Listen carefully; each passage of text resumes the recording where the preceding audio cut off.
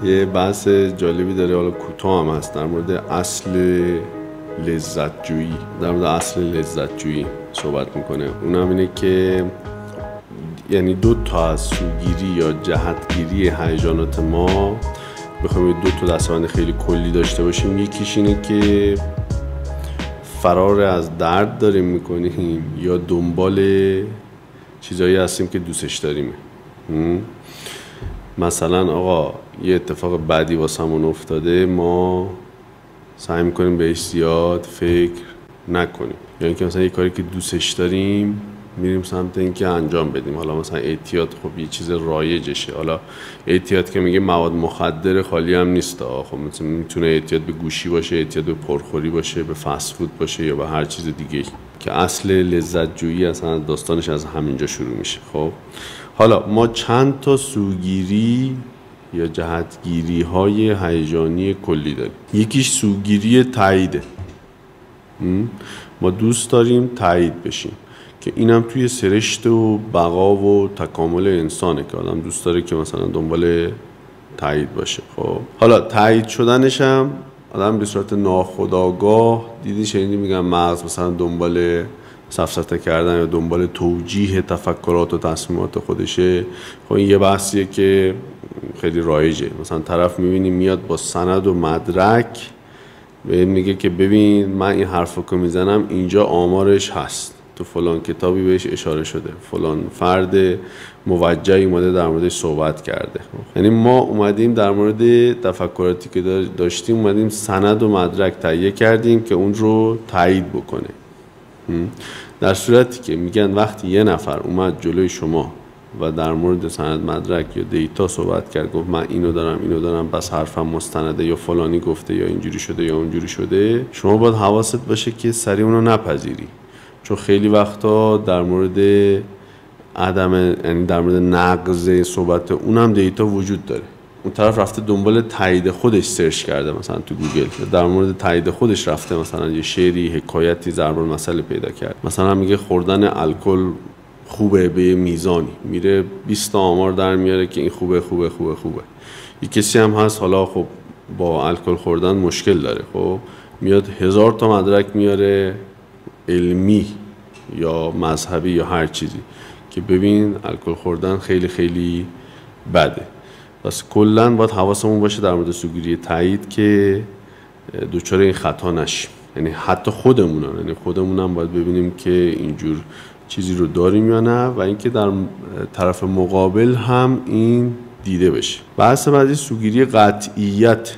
طرف میاد با قطعیت کامل صحبت میکنه. آدمایی که دیدی خیلی محکم، قاطع، رسا صحبت میکنن، خب اینا خب توی کار و بیزینس و زندگی شخصیشون هم به هر حال موفق تر میتونن باشن. خب چرا؟ چون که وقتی ما میشنویم که یه نفر داره با قطعیت صحبت میکنه، خیلی محکم و با هیجانات بالا داره صحبت میکنه، پس میگیم که این حتما رفته ساعتها به این موضوع فکر کرده، ساعتها داره بهش توجه کرده، به این نتیجه‌ای هم رسیده، الان داره اینجوری اینقدر محکم و قاطع میگه، پس این کارش درسته. و ما میایم چیکار میکنیم؟ حرفشو قبول میکنیم.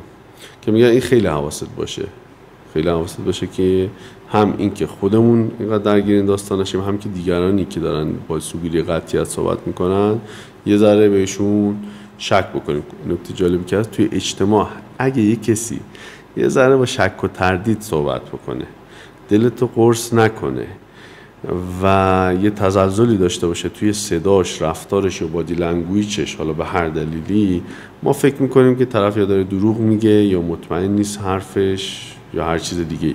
مثلا توی بنگاهی‌ها و املاکی‌ها یا اونایی که کار ماشین میکنن، اونایی موفق ترن که میاد خیال مشتری رو راحت میکنه، میگه آقا این تو این خونه رو بخر 100% سود میکنی، اصلا غمت نباشه، به خدا تو این نون هست مثلا یا هر چیز دیگه. خب این تکنیکاییه که میاد خیال تو رو آسوده میکنه و به تو این اطمینان رو میگه که من دارم درست میگم.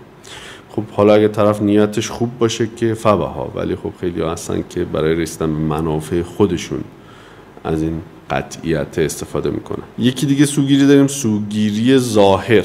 سوگیری ظاهر یه چیزی حالا از اسمش هم مشخصه که ما بر مبنای ظواهر فرد یه سری حسا رو میگیریم و طبیعی هم هستا. مثلا یک فردی که اول میاد توی محیطی واسه دفعه اول دیدیش، توی 30 ثانیه 40 ثانیه اول تو فقط ظاهرشو داری میبینی و میبینی که اصلا به دلت میشینه یا نمیشینه. یا اینکه مثلا یه پسری بخواد یه دختری رو مثلا ببینه، اول ظاهرشو میبینه خوشش میاد ازش یا نه و بالعکسش. خب ظاهر خیلی مهمه. ما خیلی وقتا میبینیم یه کسایی یه تیپایی میزنن، یه پرستیژی میگیرن، یه به هر حال دم تشکیلاتی میگیرن که ما فکر میکنیم این طرف دیگه خیلی خفنه. یعنی این ظاهر خفنشو که میبینیم فکر میکنیم این آدم هم دیگه خیلی از لحاظ بار علمی هم خیلی بارشه، از لحاظ منطقی هم خیلی بود.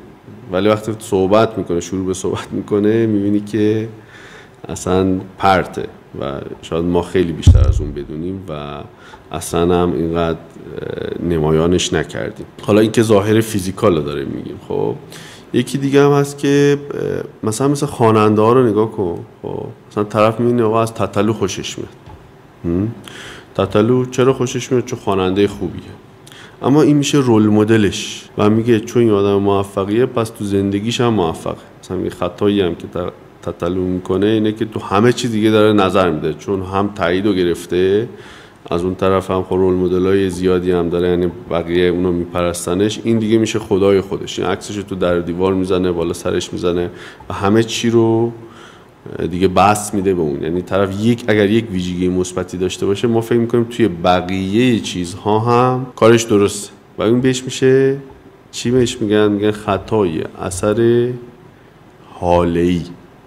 یعنی یک چیز رو میبینیم، ما بستش میدیم به بقیه موارد. طرف چون میره پیش یه روانشناسی، بعد یکی دو تا پیشنهاد بهش میده، مشورت بهش میده و اون خب توی کوتاه مدت اون طرف خیلی مثبت میشه و زندگیشو و حالش بهتر میشه. این دیگه این روانشناسه میشه خدای خودش و توقع داره که این روانشناس دیگه همه کاریش درست باشه، چون روانشناسه دیگه.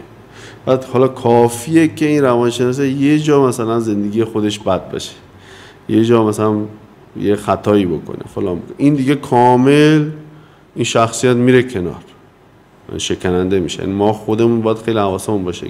شاید یه مریدایی داشته باشیم، یه کسایی داشته باشیم که ما رو دوست داشته باشن و خیلی از ما تعریف و تمجید بکنن، یا هر کار ما بگیم بدون چشم بسته اون کار رو انجام بدن. اینا رفیقای طولانی مدتی نیستن واسه ما، چون یه روزی اگه یه خطایی از ما ببینن، ما رو به راحتی میذارن کنار. پس این در مورد سوگیری ظاهر ما باید حواسمون باشه.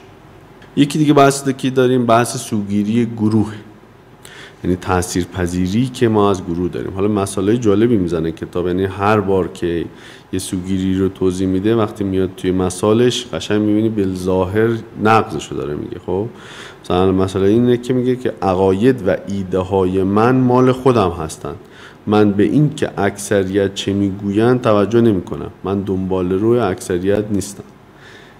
هر کسی که داره اینو میگه خودش ممکنه که درگیر سوگیری گروه باشه، یعنی جوگیر شدنه، چون آدم ها موجودات اجتماعی هستن. خب توی کلام و تفکراتشون به صورت ناخودآگاه یا خودآگاه حواسشون هست که یه سری چیزا رو نگن که از گروه یا اون جامعه طرد نشن. پس میاد به صورت ناخودآگاه تفکراتی رو به قول خودش انتخاب میکنه که جمع تاییدش بکنه. اون جوگیری گروه هم نه که صرفا بد باشه، خیلی وقتا میتونه خوب باشه. خب مثلا من یه بار یه دربی یادم میاد، دربی فوتبال پرسپولیس استقلال که 7-8 سال پیش رفتم. ما که من نه استقلالی هم نه پرسپولیسی، ولی اون ورزشگاه رو که رفتم خیلی هیجانات زیادی گرفتم. یعنی مثلا وقتی گل میزدم من خودم رو هوا بودم، خیلی داشتم حال میکردم و اینا. وقتی همه داشتن شعار میدادن، منم داشتم داد میزدم، شعار میدادم. چرا؟ چون جو گروه خیلی بهم حال داد. یا طرف فستیوال موزیک میره، یا مثلا ما عزاداری میریم، سینه میزنیم، همه دارن گریه میکنن، ما راحت تر میتونیم گریه کنیم. یا حتی میایم توی گروه های سیاسی که طرف خب یه سری جناحایی میگیرن و اگرم دقت بکنیم میبینیم وقتی یه نفر میاد خودش رو متعلق میکنه به یه گروهی، اکثر تفکرات این گروه رو هم میگیره به خودش، یعنی از اونها هم تبعیت میکنه. این باید حواسمون باشه که درگیر این سوگیری گروه هستیم یا خیر، اینا رو ببینیم که یا جوگیر میشیم به قول عامیانه و سادهش. یکی دیگه سوگیری خیلی جالبی که داریم سوگیری مقصر یابیه. ما کلا فرار از درد داریم، یعنی ما اگر یه اشتباهی بکنیم، یه اتفاق ناگواری واسمون توی زندگی افتاده باشه، مرور کردنش واسمون سخته. شاید بخوایم مرورش کنیم چه اتفاقی افتاده، ولی چون دردناکه سعی می‌کنیم سطحی تر ازش بگذریم نسبت به اتفاقات خوبی که از در گذشته واسمون اتفاق افتاده. واسه همین نمیتونیم جواب پیدا کنیم که مثلا چرا این اتفاق افتاد. مثلا خونه منو دزد زده، خونه منو که دزد زده، خب دزده کارش اشتباه بوده، خیلی خب به هر حال کار حرام میکرده یا هر چیز. خب مقصر 100 و من اون میبینم دیگه اومده دزدی کرده از خونه و میگم چرا این سر من اومد، چرا این بلا سر من، مگه من چیکار کردم، مگه من بد بودم، مگه من خوب بودم، فلان بودم.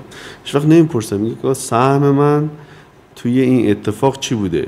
من اون روز مثلا در خونه رو محکم نبسته بودم، دزدگیر نصب نکرده بودم، دوربین نداشتم و اینا خب باعث میشه که آقا دزدی بشه دیگه. آقا من تیکه طلاس میذارم وسط میز، حالا انتظار دارم که کسی نیاد بدزده. خب وقتی که این اتفاقا میفته ما میریم سمت چی؟ پس دیگران رو مقصر کردن، شرایط محیطی رو مقصر دونستن و دوچار یه لوپ فکری میشیم که ما از همه مظلوم تریم، بقیه مقصرن، دارن بلا سر ما میارن. پس یک باعث نمیشه که ما پیشرفت کنیم و همش دچار فکر و درگیری ذهنی هستیم.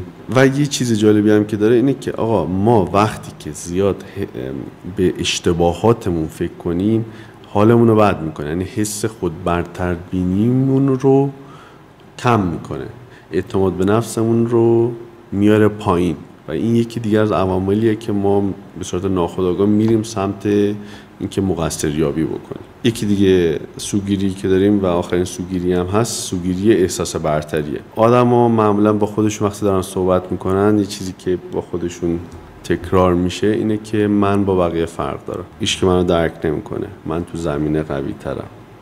و تست ها و آزمایش هایی که حالا روانشناسا انجام دادن دیدن که اکثر آدما خودشون فکر میکنن که نسبت به دیگران برتر هستن، اما بیانش نمیکنن. چرا؟ چون یه حس خودخواهانه ای میده، انتقال میده به دیگران. پس واسه همین اینا میذارنش پایین یا حتی تظاهر به فروتنی میکنن و این باید خیلی حواسمون باشه. و جالبه که این حس خود برتر بینی رو یا احساس برتری رو ما توی دیگران خیلی راحت تر میبینیم. تا فلانی داره این کار، ببین خودت تو داری نگاه بالا به پایین داری، یا تو داری نمیدونم اینجوری میکنی، یا تو داری اونجوری میکنی، یا مگه چه خبره، منم یه سری ویژگی‌ها دارم، یا هر چیز دیگه.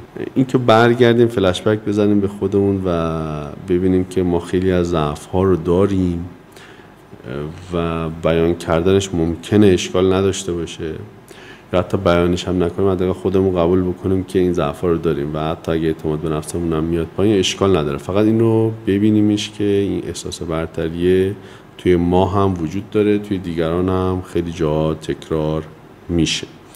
مبحث بعدی هم که هست، میریم حالا سمت این که حالا این سوگیری ها رو شناختیم، دسته بندیش کردیم، چه انواع و اقسام احساسات و هیجاناتی رو میتوان دسته بندی کرد و شناختشون.